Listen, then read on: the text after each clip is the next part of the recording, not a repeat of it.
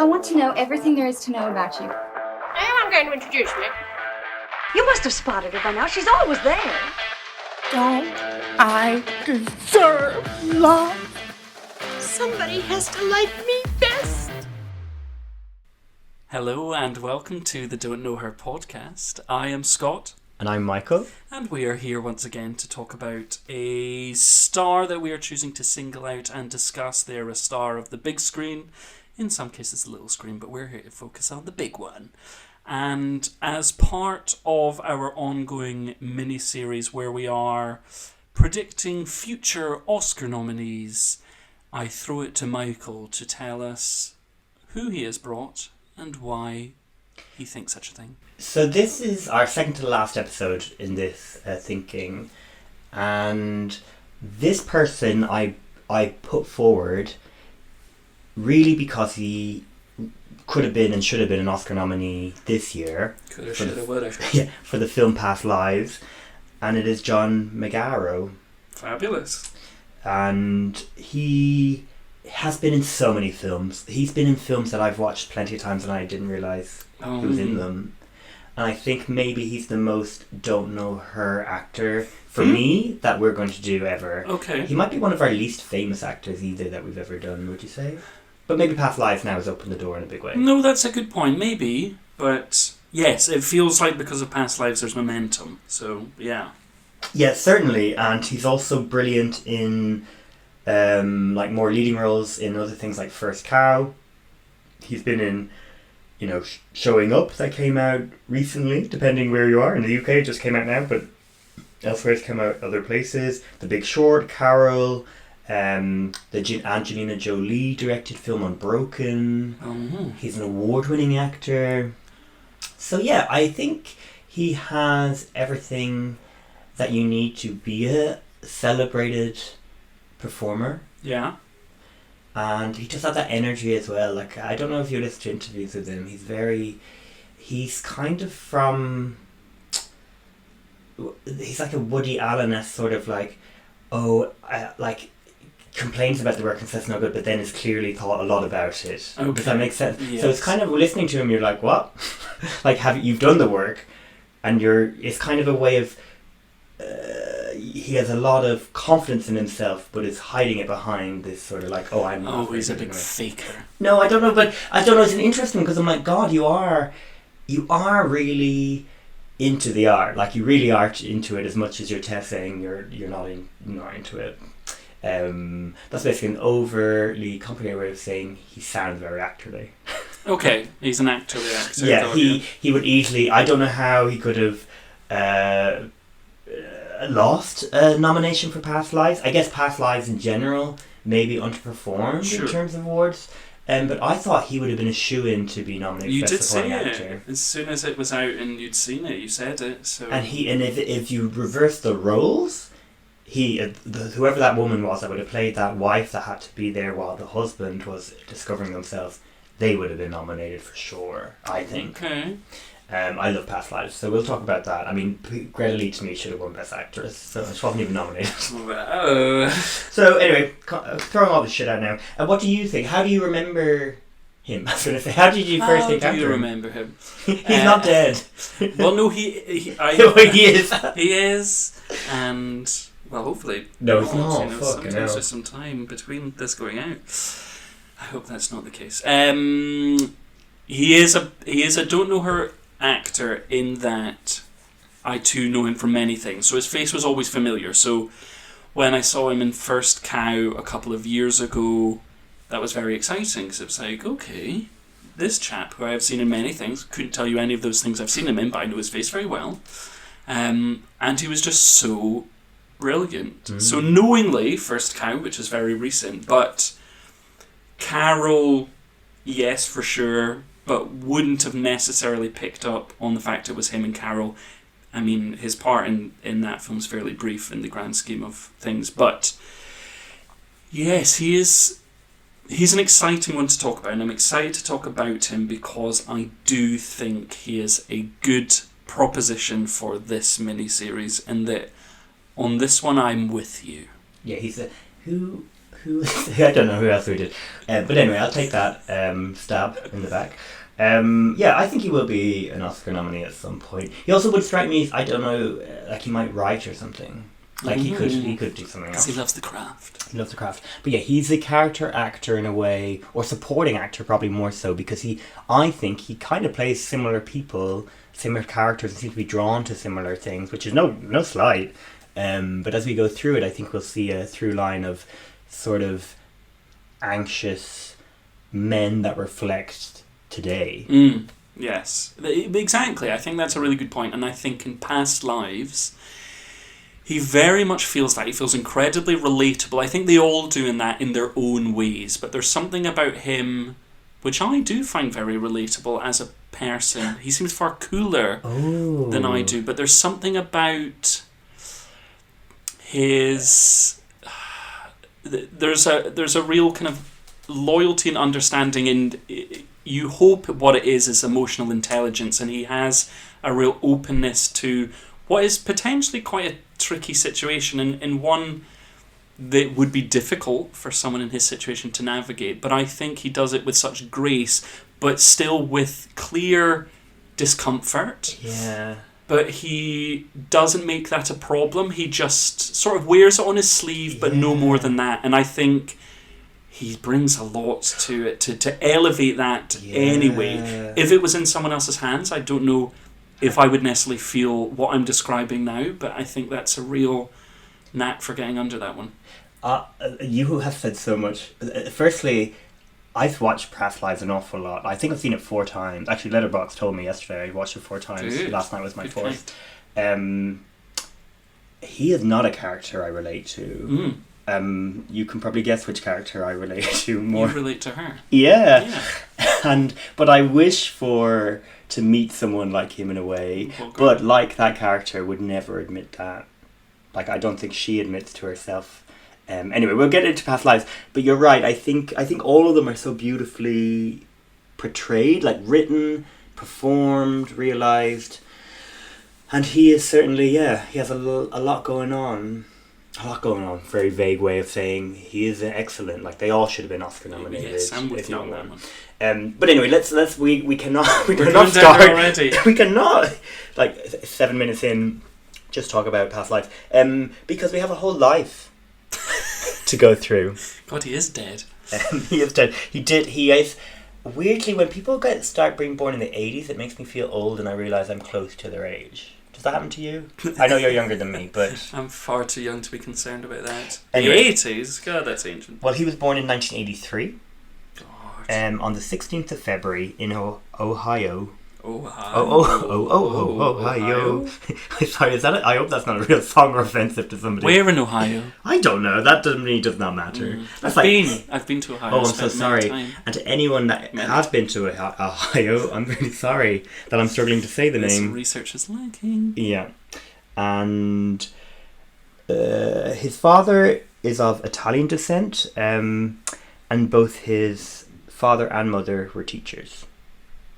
Good. That's all I got for you. No, but that's good. I like that. Teachers in Ohio, it's colouring him in. I feel it. This makes sense. And in school, he was attracted to drama. He was in the local theatre, and he was also in television commercials and an episode of Rescue 911. Okay, brilliant. My favourite. And then, don't know. I looked at pictures. It looks fun. Sure. After high school, he went to study theatre at the Point Park University in Pittsburgh. Oh. And he says, although this is where I get into the actual stuff, because I did find it hard to research him because there's basically a big gap. But he had no expectations on having like a career as an actor, but somehow made it work. Oh. Which I'm sure is true, but also like a lot of rejections, a lot of shitty jobs, a lot of working in all sorts of retail positions and whatnot. And good for him, because do you know what his first film was? Like any film, not his lead role. You know what? I didn't do my research, so shall I just throw out a name? A Bug's Life. A Bug's Life, no. What about, let's do it this way. What 2-time Oscar winner would you want to make your film debut in 2007? What Oscar winner? 2-time Two-time Best actress. Oscar-winning Best Actress. Sally Field. Second then. Second Sally. And not Meryl Streep.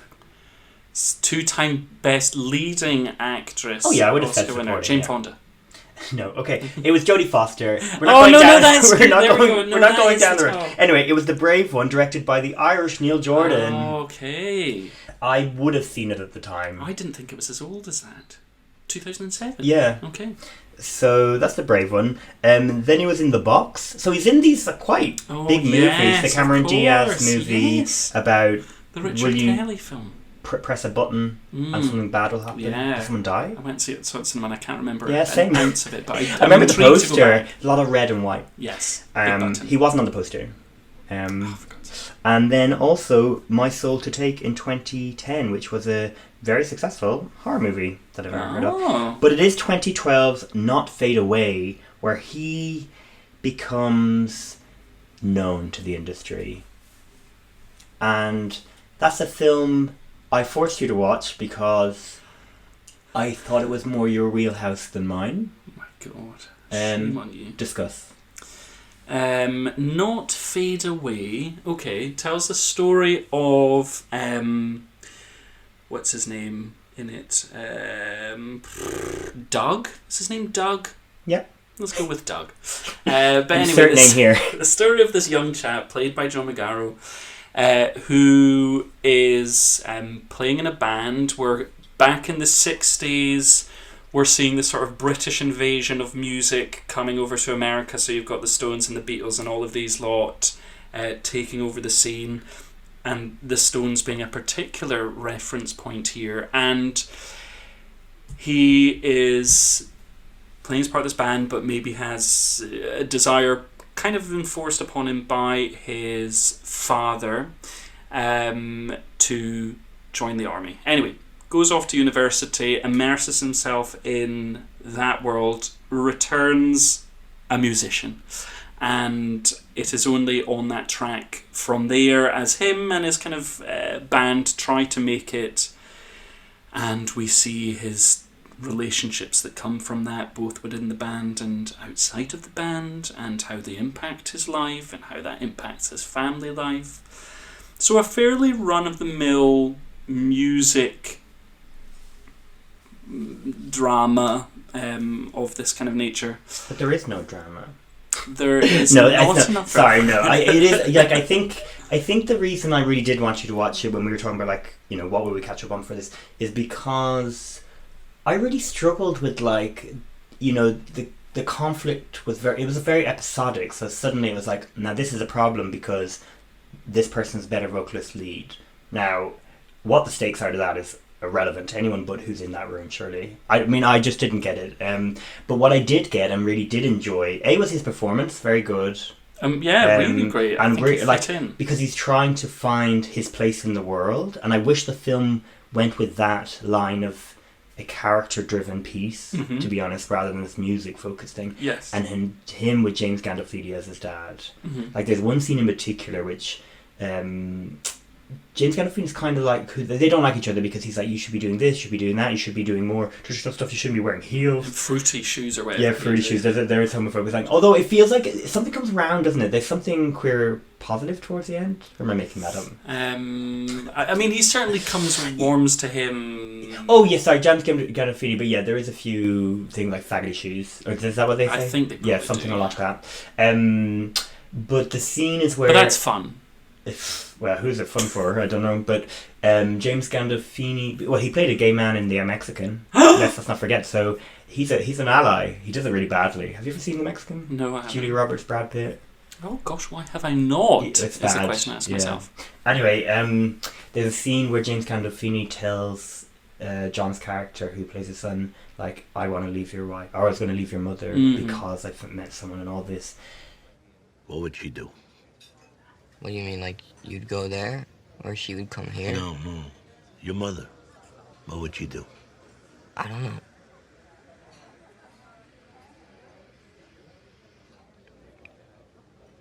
I'd take care Would of that her. guy go to Scotland for the scotch? Dad, I was saying that I would take care of Mom. You know they're still pulling lobsters out of New York Harbor?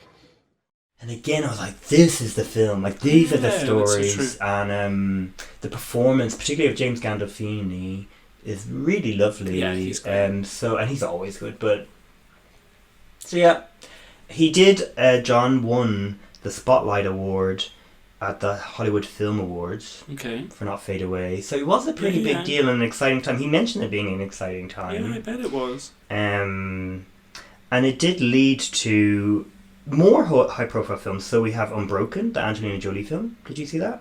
Nope. I saw that in the cinema. It was released at Christmas. I remember going to Dublin. I must have been there and needed to do something with my time. Sorry, I just the way I feel like that's a real insult. But and that was the only film on.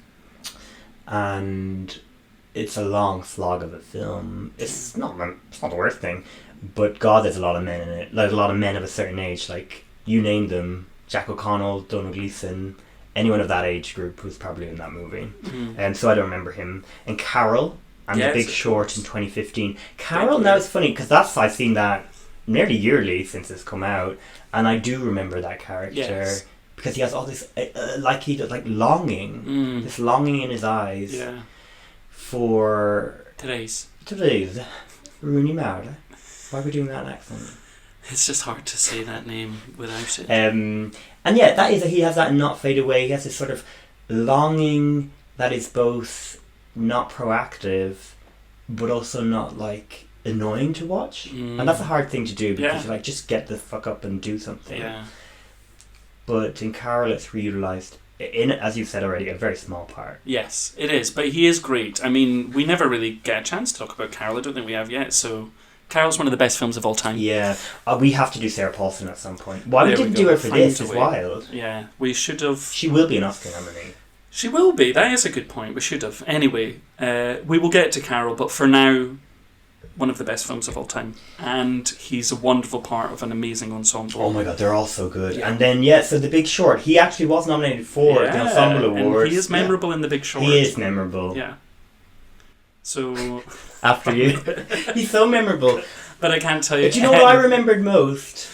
Was that he was in it. Was that he was there. Well, no, because now that you're saying The Big Short, and I said that I knew him from First Cow, but The Big Short came out long before First Cow. And therefore... But he was shaved in that.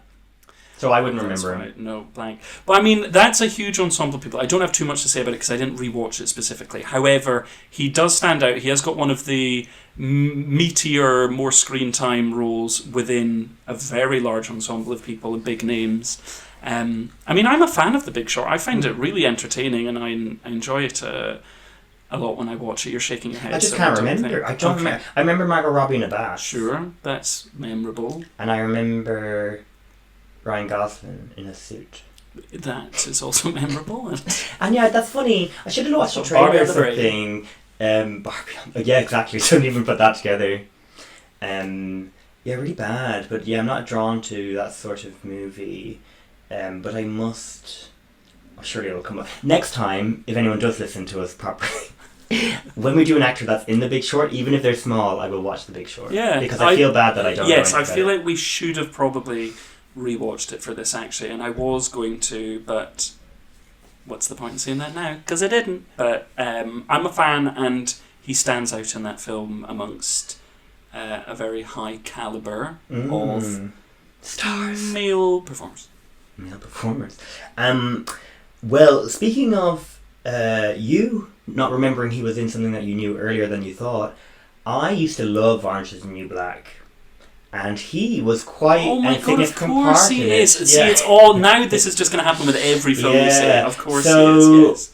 I know I haven't written down the names, but he is there's that character who is writing to men and basically trying to get money from them, pretending to be whatever, and that she'd marry them. But she genuinely falls in love with this wonderful man. And they have this romance. They get married. It's a wonderful storyline. I didn't continue to Orange Is the New Black, so I have no idea where it went to, but God did that bring me joy. So yeah, that's so. I completely again. There we go. So it's all making sense now. So maybe the answer was Orange Is the New Black. I'm going to change my answer every time you mention it. No, but Big Short and Orange Is the New Black both happened in 2015. Okay. And Carol. So there we go. Then what a year! That was the year. What a year! He's also in The Good Wife. which I'd never watched. Yes, which I've also seen all of. So. And he was a big part of Woody Allen's Amazon Prime series, Crisis in Six Scenes. Let's move on. No, well, I've never watched it. Nope. And I would have been a prime audience for a Woody Allen thing. I don't know why then, because I did I'd completely blanked. Yeah, it's absolutely not. So anyway, he was in these Woody Allen TV series, and then he was back in film in 2018 with Overlord. Sorry, the way I said it, I feel like Overlord. I've written in caps, so I feel like it was a big movie. Overlord. Not even a bell in my head is not a bell. Ringing. Well, that's a general thing, but do you know Overlord? I hope you don't have a bell. So then we have First Cow in 2019. Yeah. First Cow is wonderful. Are you a Kelly Reichardt fan? Yes, I am. I like Kelly. I will say that I'm not a completist, so I don't want to lay claim to have seen all of Kelly's films, but the films I have seen, I am a big fan. Yes. Yeah, so this is probably ranks really highly. I've only seen a few, and some of them I don't like. Which ones? Go on. Meek's Cut Off. Name and Shame. I haven't watched Meek's Cut Off. I have watched Wendy and Lucy. Yeah, and you don't like Wendy and Lucy? I saw it in the cinema. This is years ago when it first came out, and my boyfriend at the time, he and me were like, we could have watched paint dry. Maybe I need to rewatch it now. Do you think I'd really like it? She just wanted to get that dog back, and we had to watch it for 90 minutes. No, well, I mean, you sound like you've got a good grasp on it. And I only watched it that one time. That is the film. But no, I think it is a really special film, actually, Wendy and Lucy. Well, I'm so sorry. I should. That's why am I naming and shaming these films? Well, you asked me. You put me in that corner. But I love. This is my favourite of her films. Yes, probably mine too. I do love Certain Women, but not. I don't think it's as strong as this. No. I think that's more got moments, aka Lily Gladstone, Kristen Stewart's segment in that film, which really stands out. First Cow is all round beautiful, and I would say her most accessible film, probably. Once you get past the first bit, because rewatching it, I was like, oh, I forgot that we have this like contemporary bit that then goes into, it's almost like you're going. No, I know. So I'm just saying about accessibility in terms of like if you were like, what is this movie? What's going on? Why is this? But then once it gets into the story, I love it. No, I do, and the cast is. Like we will be talking about this film again, I assume. Like Toby Jones is in it. Oh my god, what's your one from Search Party that I'm obsessed with? Alia Shawkat. Oh, like there are so many people. Anyway, the story of First Cow is about Alia finding these bones in a contemporary setting. These bones then linking back to the past, where we discover these two. Chefs, like it's about friendship, the film. Yes. But these two people who can cook, they use a cow by the rich lord. Would you call him a lord, Toby Jones' character? Anyway, the rich man in the area.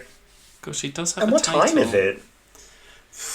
God, I'm so bad with these, but it's like the start of America in terms of like English taking over and shit. So they have this cow, and they in the middle of the night go and take the milk from it to bake these cookies, and the cookies become really successful. So successful that they get the attention of the man who's in charge that owns the cow, who's complaining that the cow isn't milking properly. And it is such a gorgeous movie. Again, about friendship, about why we need people, why we need milk. Sorry, this sounds like an anti-vegan podcast now. Well, but it's wonderful. It's just I don't really know how to describe it, because it's more about tone and mood and energy. But the conversations between them are just gorgeous, like gorgeous things about why, like our friendship or luckily the friendship I have, like why we spend time together and we talk about nothing and yet it's everything. I see something in this land I haven't seen before. Pretty much everywhere has been touched by now. But this is still new.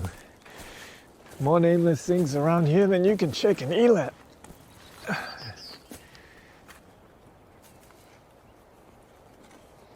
Doesn't seem new to me. Seems old. Yeah, it's beautiful. There is just something about it's really pleasantly scored and paced. And when I say it's her most accessible film, this talking about Kelly Reichardt again, is that some of them feel a bit more sparse than this, but this one has a real sense of quite a neat, rounded little purpose. It is this sort of enterprise tale initially, these two people coming together to create a business and using their skills and a little bit of light theft to to facilitate. Well, that's a big deal. Well, this, yeah. Well, yes, the first and only cow around. Their milk is very precious. But there's something very neat and simple about that, and even just the little details like the joy of these bakes that everyone gets so much out of, and making the, what is it called again, clafoutis? The word, at the request of the wealthy landowner played by Toby Jones. So it's just this neat, really lovely thing, and it's such an interesting way into that. It feels kind of against the grain of some of the stuff she normally does as a director, but also something it's almost like could be more contemporary, but the setting changes that, and that's why it becomes very unusual and quite standalone, is quite unlike anything I've seen. But yes, ultimately it's a tale of friendship, and it's really beautifully realised, and he is so wonderful in this, and his presence alone, and this is why when you talk about the kind of roles he plays, you see it very much here, but he just does it so well and has such a natural magnetism and warmth and humanity. It was when he just first appeared on the screen on the rewatch of this time, in those early moments, and I went, yes, Michael is right about this one. This is, I do believe that he is going to get an Oscar nomination, because there's something so natural, but unlike many other performers, he's bringing something that he does so well that not many others do, and it's a gorgeous thing. Yeah. So it's a big recommendation in general, but for him, I mean, for all of them, really. Yeah. Lily Gladstone's also there. She in is. A really lovely, very small part. Yeah, I agree. And I think in terms of accessibility and why the film is exciting is the threat of like them being discovered is exciting. And I guess it's a mystery, because you're like, how do the bones end up here? And then this is where I guess it's less accessible. I guess, like, I can imagine, say, my parents, well, particularly my father, watching and being like, oh, that's how. Do you know, like, nobody was, like, shot. Or, like, no, like in a big dramatic way, like hanging off the roof of a thing. It was about friendship still. Yeah. So, yes, absolutely gorgeous.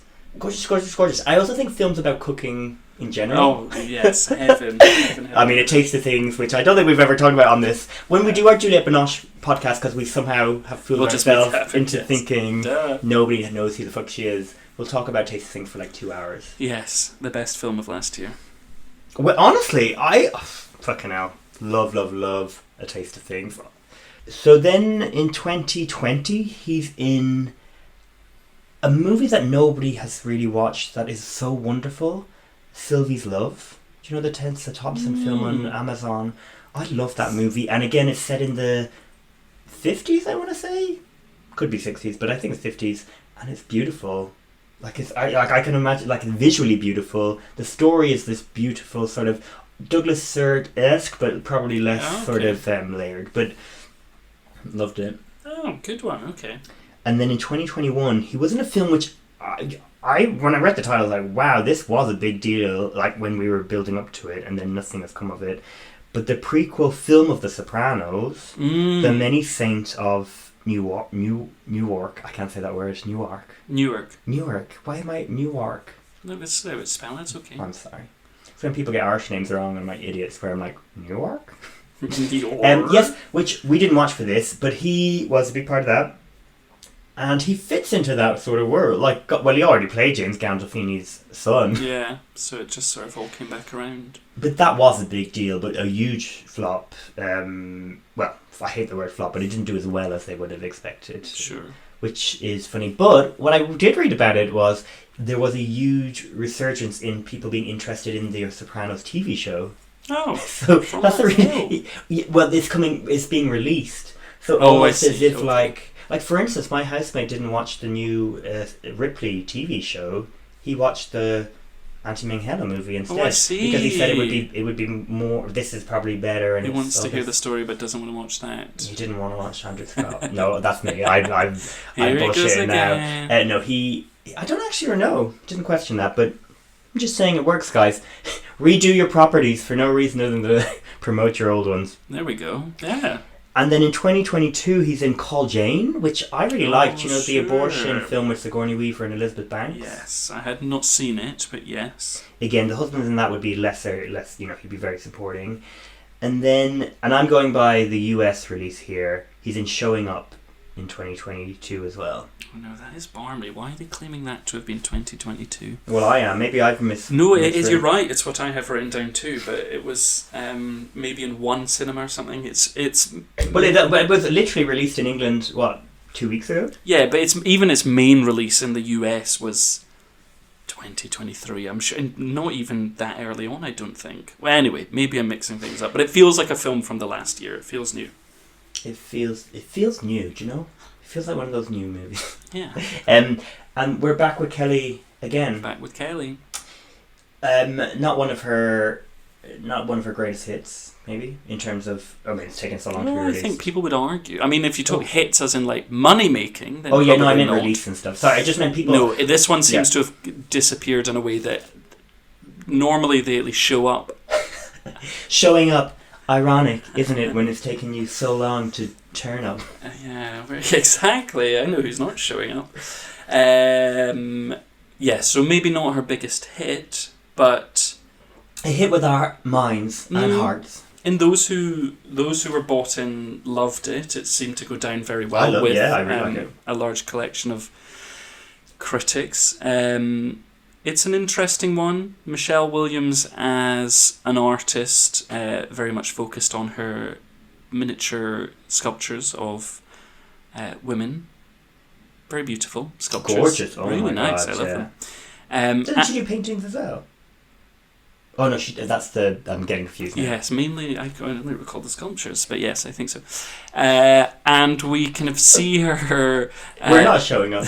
Bogged down in life in many ways. She has a part-time job where she works with her mum. She spends most of her other time working on her sculptures for an art show that she's putting on, which is kind of where the film is leading us towards. She rents from one of her artist colleagues, played beautifully by Hong Chow, and there is an incident with a pigeon where she spends a lot of time caring for the pigeon, and it feels like all of this dysfunction and tension amongst the people in her lives is interfering with her direction to get to where she wants to be with this show and focusing on her work. John Magaro plays her brother, who, talk about dysfunctional, is certainly struggling a lot in himself. The family believe he's a bit of a tortured genius. His idea of art is a little bit different from hers, I would suggest. Isn't he introduced by digging a hole? He's introduced earlier than that, but the sorry. digging the hole moment comes in the first moment we kind of see him outside of the confines of the walls in which he lives in.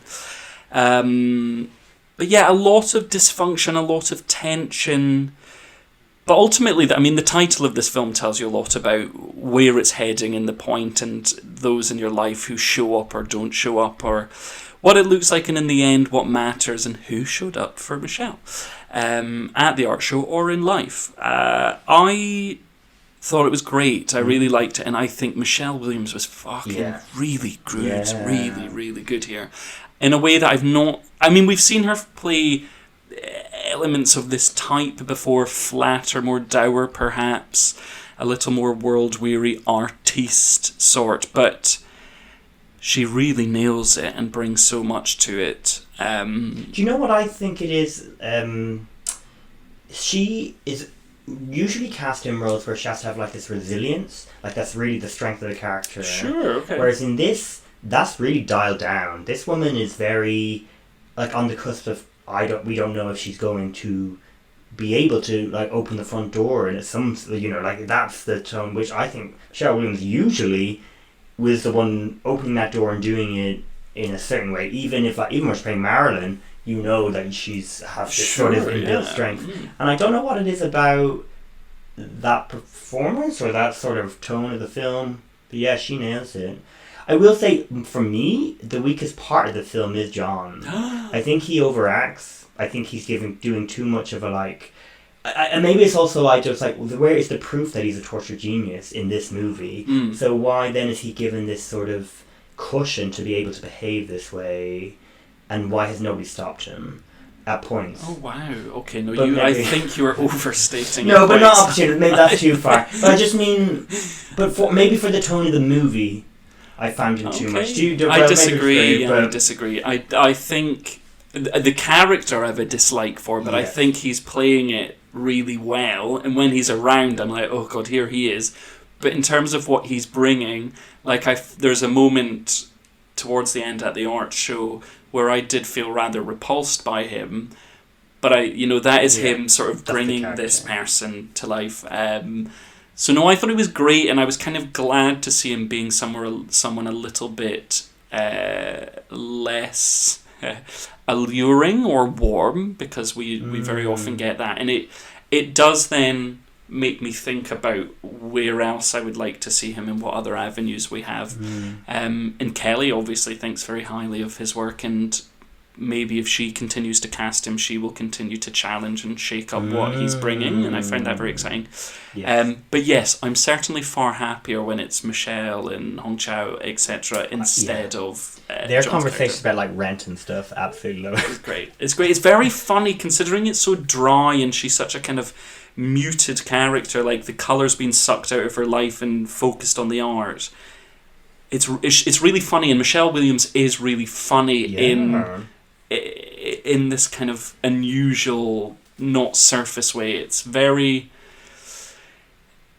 thoughtfully done, and it makes me want to see Michelle do more comedic things of this kind of ilk. It's very exciting to see. So yeah, I was very taken with that. I thought it was kind of a joy. Yeah, and so funny that it's not really turned up anywhere, really. In terms of conversation and stuff. But anyway, people do like it, you get critics like it, people has found an audience in a way. And Kelly will have this big moment, I've no doubt, at some point, and suddenly I think so. But maybe not. I don't know, it feels like... no, I think she will, but I'll just be very intrigued to see what that film looks like, because I love that she kind of sticks to what she does, and she does it well, and that changes, but there's always a through line, and it's very much her. If there's going to be a moment that really takes off, be that in the awards scene, otherwise, what it looks like, I'll be fascinated to see, because it would bound to be special, but I just can't imagine. I don't know what it'll look like. Yeah. And she'd probably have to cast someone like Leonardo DiCaprio. That's where... But no, I don't think that will happen. But no, but I think you're probably right in that there will be probably another hefty... If Michelle Williams can't bring it, who... Well, this is it. We should live in a world where Michelle Williams is a draw that way. Yeah. Well, anyway, in 2023, he also had, if we're going by what you're telling me, by 2023... we have Big George Foreman. The hell? Leroy, Texas. Under the Boardwalk. And Days of the Fight. I've not heard of any of these films. And I did Google them all. So, different levels of success. But we also have Past Lives. No, I heard of that film. I don't know who am I. Past Lives is a movie that has had a huge success. It was just Oscar nominated for Best Picture and Best Original Screenplay. It wasn't nominated for anything else, was it?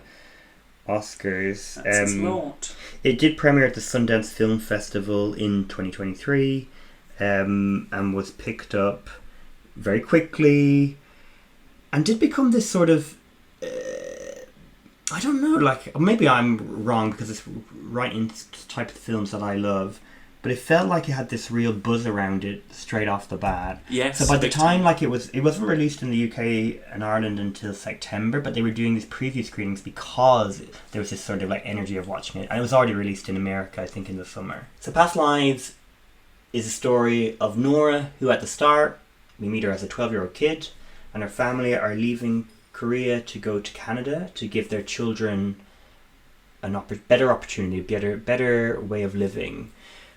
Which is particularly gorgeous when you have this conversation that's happened with the mother has, where she talks about what they're going to give up because they're creatives in Korea and they know that they'll never be able to reach the level they're at in Canada anymore. So they're foregoing their lives and their opportunities for their children. So anyway, before they go, she has a play date or date with the boy she fancies in school, Tay. Or Tay? I just read two words in a T and H. No, hey. the act, yes. No, the act, that's what I've done. Teo. Is that him? Yeah, Teo. So, Hey.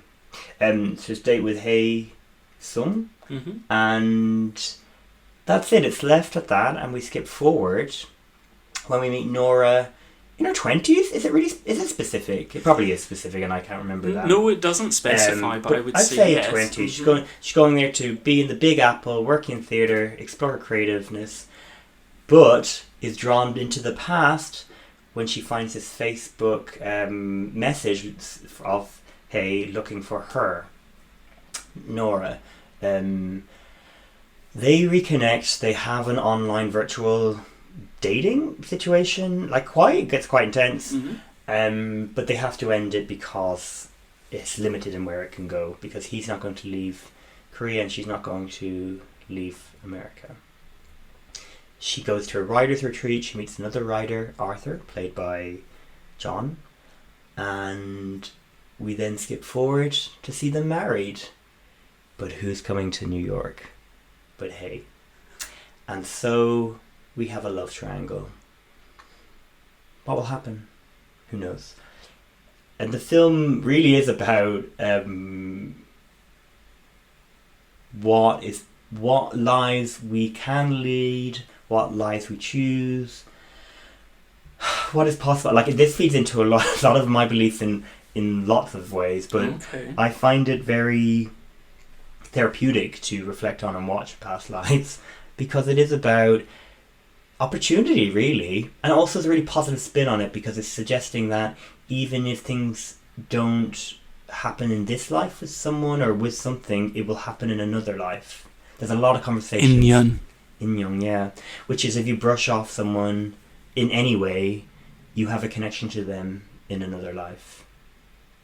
Although one of my highlights is when she's describing this to Arthur when she first meets him at the writer's retreat, and he's really sincerely being like, Do you believe in that? Believe what? That you and I knew each other in another life. Because we're sitting here at the same table in the same city at the same time. Mm-hmm. Yeah, wouldn't that make this inyan?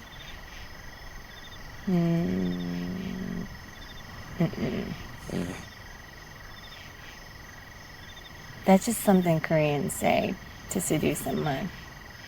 and I'm like, yeah, use it. Like, I use Irish things all the fucking time, so I'm sure sorry any potential date or such.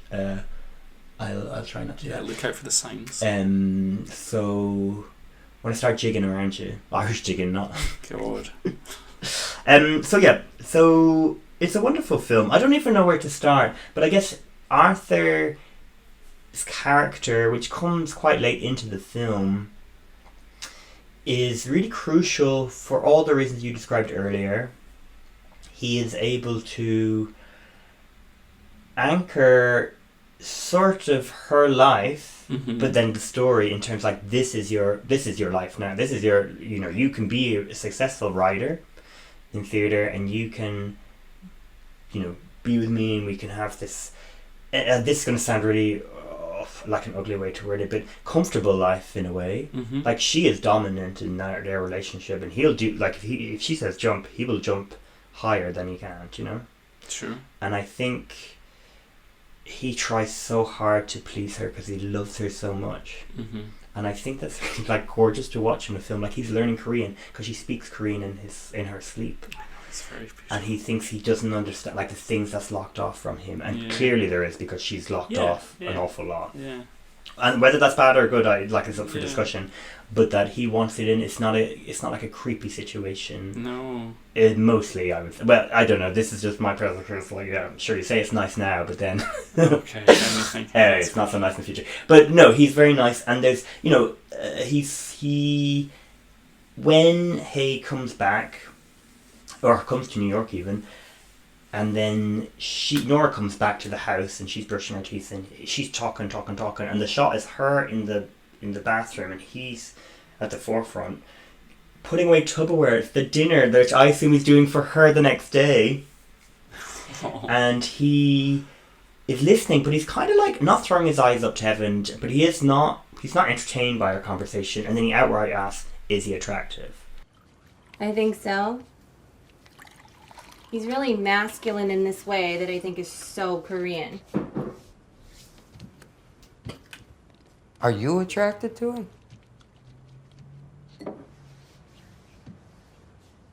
I don't think so. I don't know. I mean, I don't think so. And this back and forth is really special, that we don't see that in films very often. With any gender, like any same-sex couple, any sort of couple, like, that is a real relationship dynamic which should be aspirational, do you know? Mm. Instead, I think most people hide away out of fear, whereas his character is not fearful. He's like, no, I'm going to confront this for that. Are you basically going to cheat on me? I think is what is there. And it's just really well performed, because he's not a doormat, but he's not powerful in the big way. Like, he's not domineering. I just think I think it's the script as well, but I think he's really, really, really special. No, I think he is. I think it is a lot about him, because it is a complicated part. In that you have to sort of believe it, or maybe you don't, and maybe that can give you a different reading of the film than I had. But do you watching it, does he make you understand why she's chosen a life with him? Oh, but so, Scott, I don't know if I can actually answer these questions. I find the film very upsetting. Yeah. That question is probably triggering a whole thing of terms of, I think I do understand, but I don't think Taeyu's character Hay is the answer either. Right. Okay. That's interesting. I think she is someone hiding behind a mask a lot of the time. Yeah. And this relationship with John's character is part of that. Mm-hmm. And I think it's gorgeous. I'm not going to spoil the ending, but I think it's gorgeous how much he loves her, and he gets purpose for his life through her. Mm-hmm. And I guess I do see and understand why they're together, and that's a beautiful thing, and that's a happy marriage, and all that. But I certainly think she is someone that maybe doesn't. I don't know. Like, this is what's beautiful about it, because she I told her she's happy, she does whatever she like, but she also has other avenues. She's so many opportunities, this woman. Yeah. And I think she is clearly gone with this man for specific reasons. Yeah. And that's grand, like, that's fine. But yeah, I find the film, I'm not saying my emotional stuff, is because that's what makes me think of, like, well, what are these things, and why do people want out of life? What do I want out of life? Why do certain people get attracted to others? Yeah. Like, why? And the film, and Celine Song is the right director, and it's her first movie. Like, why I think it's so good, it's like, these are just snippets we're seeing of these characters, and that's the sort of impact it's had on me. It's like thinking of, literally, of like life decisions and goals. So I don't know, but I mean, he resonates more with you. Yeah. He'd be my nightmare of a person to be with, because I feel like I have kind of forced him into a relationship, and he is then like not guilting me, but it's sort of like this kind of circular thing. That's so interesting. I hear you. I don't see the guilt or anything like that. I just see... I find him incredibly attractive in this because I think it is just...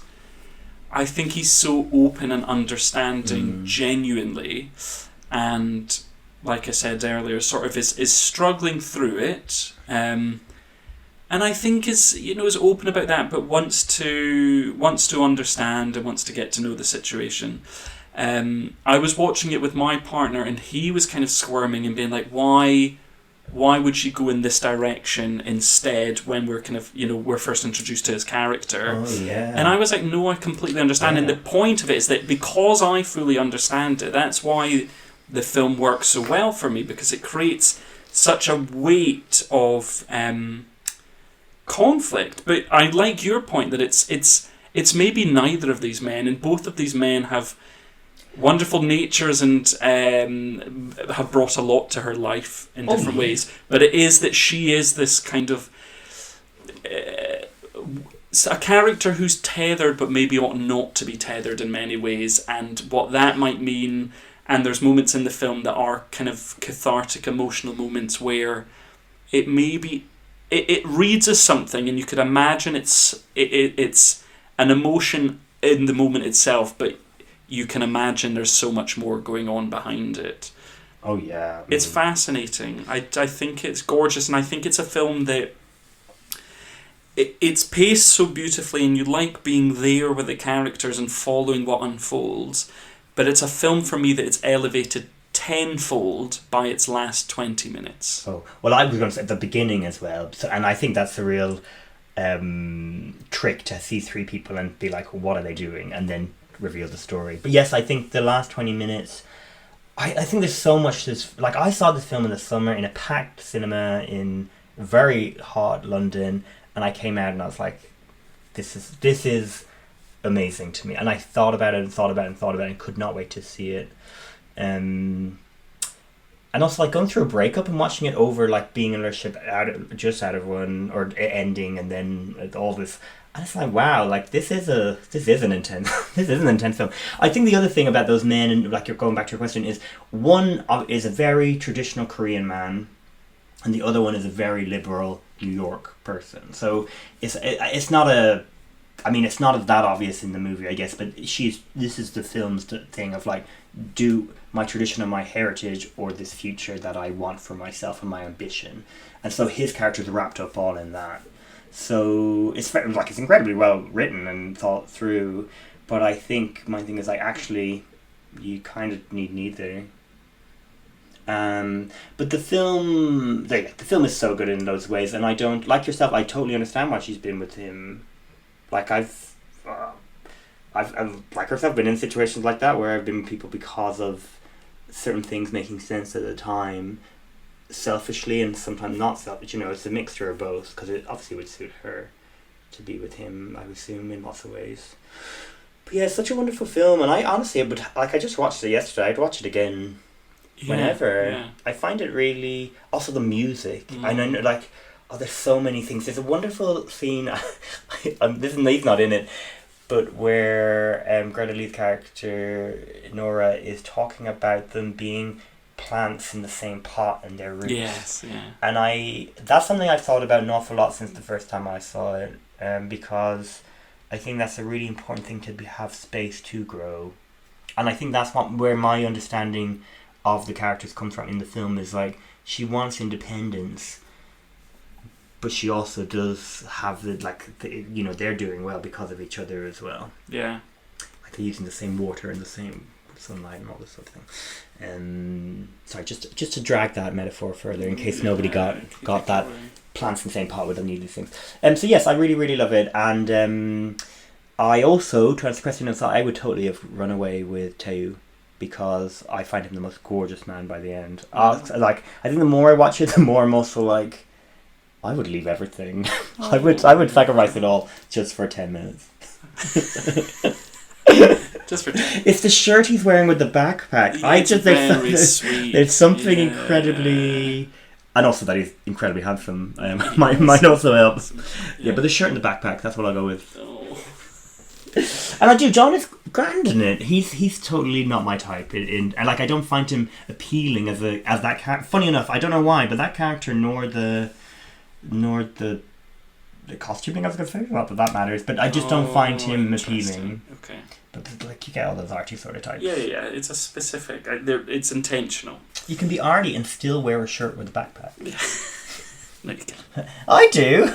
I'm going around all the backpack. Not that sort of shirt. You're not going around in a suit shirt. Yeah, that's silk. Maybe that's what it is. Maybe I need a silk shirt. He's like Dora the Explorer.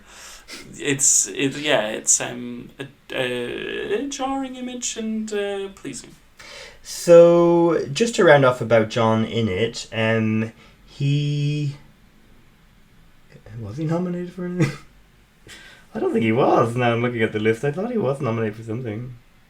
He did not do well in any of the awards ceremonies, really. Greta Lee turns up in a few. Teo turns up. He gets a BAFTA nomination as well, but in a few different places. The film, as we've mentioned, as Oscar nominated. But John just doesn't turn up, and I don't know why. I guess people were so obsessed with Poor Things and Robert Downey Jr. and Oppenheimer and Ryan Gosling. And they're pretty famous. I mean, there are a lot of famous people in Best Supporting Actor. Yes. And it's funny. It would be funny to be like Ken, Oppenheimer, and Poor Things, and Robert De Niro, and then This Past Life before. Like, that would be a weird mix. Only because John should be there and winning. But they're also big, those performances. Yeah. But anyway, it's still strange that he was never really in play.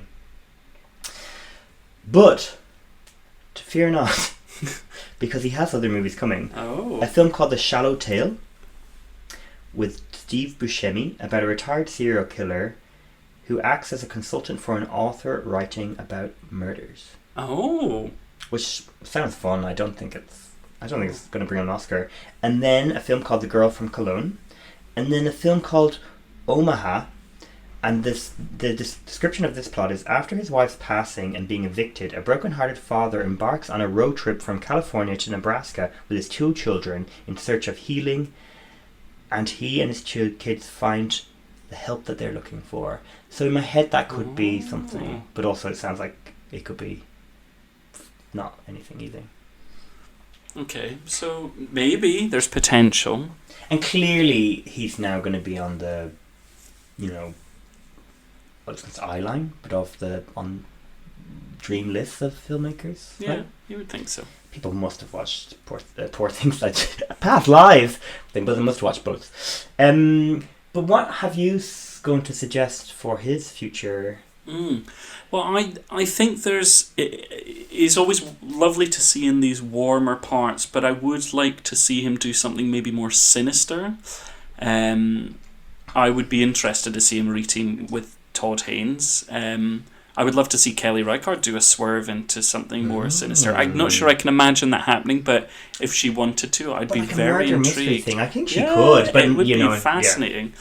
But I can imagine him also getting a launch pad through something like, like Matt Reeves, the Batman, and him casting all these sort of A24 type actors. I could fully see him in a world like that getting kind of the launch further into the eyes of everyone, and then having something else like Past Lives is a fascinating film because of the success of its Sundance launch, and it's the importance of the festival circuit for films like that to suddenly have a platform and be seen by everyone and be a really known film that people are going to see on the mainstream. If it didn't have that success, it wouldn't have happened. Yeah. The film would still be beloved, but it would have been a much smaller deal than it ended up being.